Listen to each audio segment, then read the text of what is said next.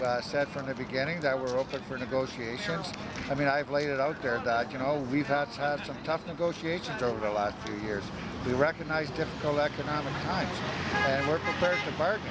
But they have to move off a position that they know is totally unacceptable, and they refuse to do that. We got two concerns here. We're not quite sure where their heads are at, but you can only think of one or two possible situations.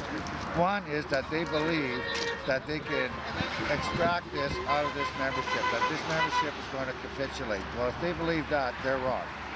Secondly, if that's not what their agenda is, then one can only assume that they don't want to produce locomotives here in London, Ontario. And that's wrong, because how dare a government allow companies to come in, buy a facility like this, buy the collective agreement, and then take the jobs out of Canada. We should have a rule that says, if you're going to buy here, you're going to keep the jobs here, you're going to keep the wages here, otherwise it's not for sale. We've been on a wage freeze for 6 years because a lot of this was tied to General Motors. We have to do some things at GM, as you know. Our membership here has not been demanding. We're prepared to work at the current wage levels and benefit levels that we enjoy today. We laid that out to them from the beginning. We wanted to continue to work. We wanted to continue to bargain.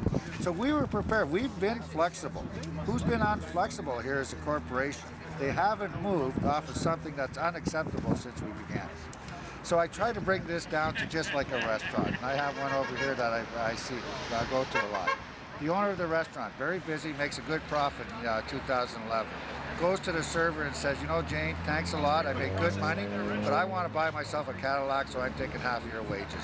That's what's happening here. One of the things that I'm so proud of about the membership here and the picketers here is this is a picket line that is safe for children, is safe for families, and we want families here because this is an attack on families, it's an attack on our community. It's on the 21st, the Ontario Federation of Labour has called on all of our affiliates to join us here, and I believe it'll be major. I'm very frustrated because we didn't ask for anything, and for them just to throw us out and just leave the bargaining table and throw a final offer across the table, yeah, more or less than an insult, is to all the workers, everybody that worked here. And we also got the production up to 20% that they wanted in the last 6 months, and this is our reward.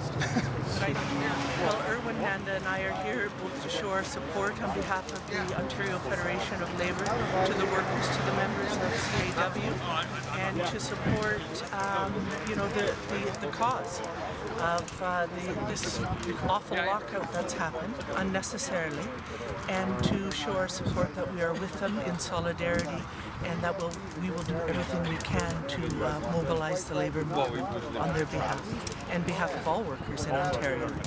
It's another example of what Stephen Harper and his government's all about, that they come here and do a press conference about giving millions of dollars to this particular company, and then this company goes ahead and locks out the workers who have made this company profitable throughout the years. This company has made billions and hundreds of millions of dollars in profits, and the government has made that happen, helped that happen, and then this company comes here on the beginning of 2012 and shuts the gates on these workers. So of course it's frustrating that this government keeps giving handouts to corporations, and in return these corporations just slam workers one by one and shut the doors and lock out workers when they have made them so profitable.